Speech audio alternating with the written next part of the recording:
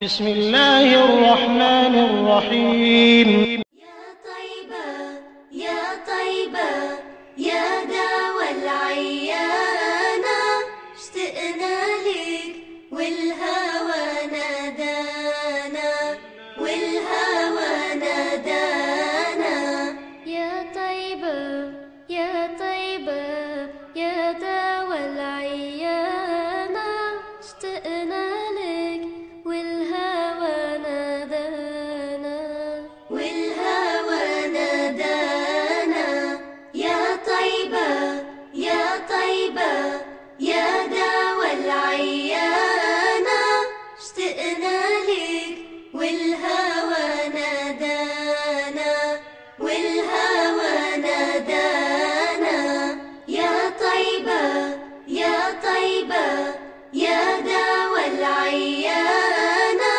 اشتقنا لك والهوى. ربنا آتنا في الدنيا حسنة وفي الآخرة حسنة وقنا عذاب النار. ربنا تقبل منا إنك أنت السميع العليم وتب علينا إنك أنت التواب الرحيم. اللهم اغفر لنا ولجميع المؤمنين آمين برحمتك يا أرحم الراحمين. السلام عليكم. بسم الله الرحمن الرحيم. الحمد لله رب العالمين والصلاة والسلام على سيد المرسلين وعلى آله وصحبه أجمعين أما بعد. ബഹുമാനമുള്ള ഉസ്താദുമാർ, സാദാത്തുക്കൾ, മുതഅല്ലിമുകൾ, സ്നേഹമുള്ള സഹോദരന്മാരെ, വളരെ പെട്ടെന്ന് സമസ്ത കേരള ജമിയത്തുൽ ഉലമ ഇങ്ങനൊരു പരിപാടി സംഘടിപ്പിക്കാനുണ്ടായ ചുറ്റുപാട് നമ്മുടെ നാടുകളിൽ പത്രങ്ങളിലൂടെ അറിയാൻ കഴിയുന്ന ചില വാർത്തകളാണ്. പല ഭാഗത്തും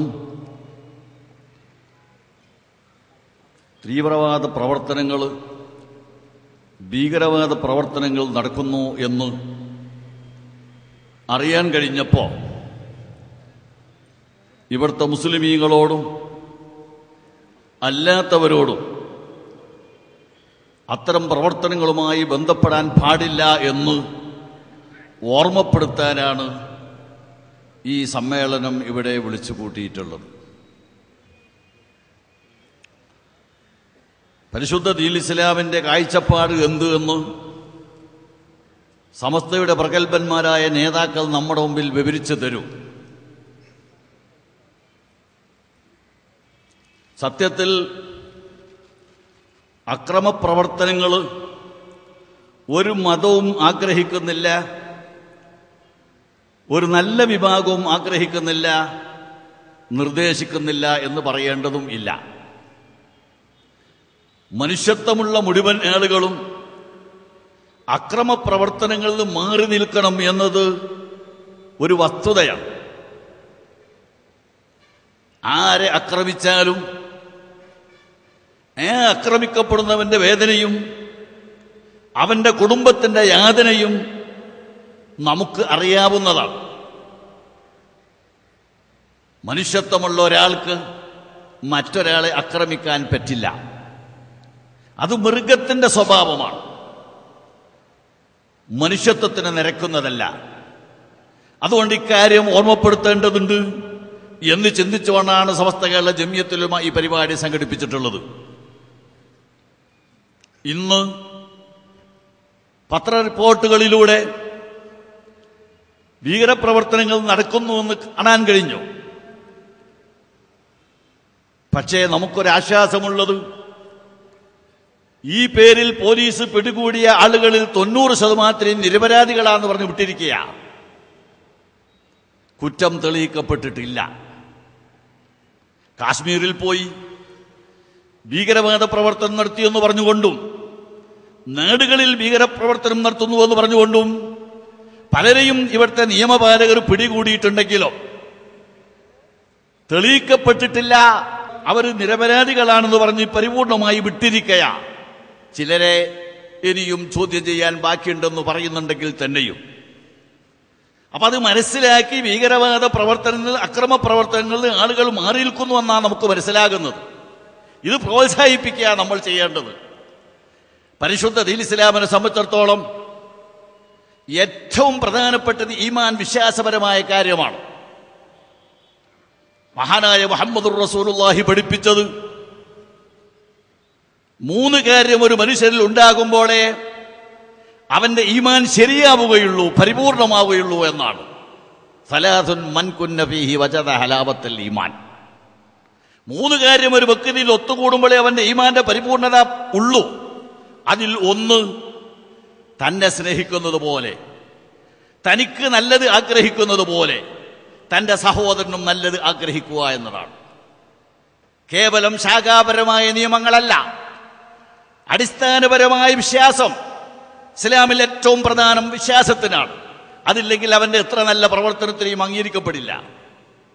ഈ വിശ്വാസത്തിന്റെ ഖദരായ ഭാഗം വിശദീകരിച്ചപ്പോ തന്റെ സ്വന്തം ശരീരത്തിന് ഇഷ്ടപ്പെടുന്നത്, താല്പര്യപ്പെടുന്നത് തന്റെ സ്നേഹിതനും ഇഷ്ടപ്പെടുന്നു പഠിപ്പിച്ചൊരു മതമാണ് പരിശുദ്ധ ഇസ്ലാം. അതുകൊണ്ട് തന്നെ അക്രമ പ്രവർത്തനത്തിലേക്ക് കടന്നു പോകാൻ ഒരു മുസൽമാന് കഴിയില്ല.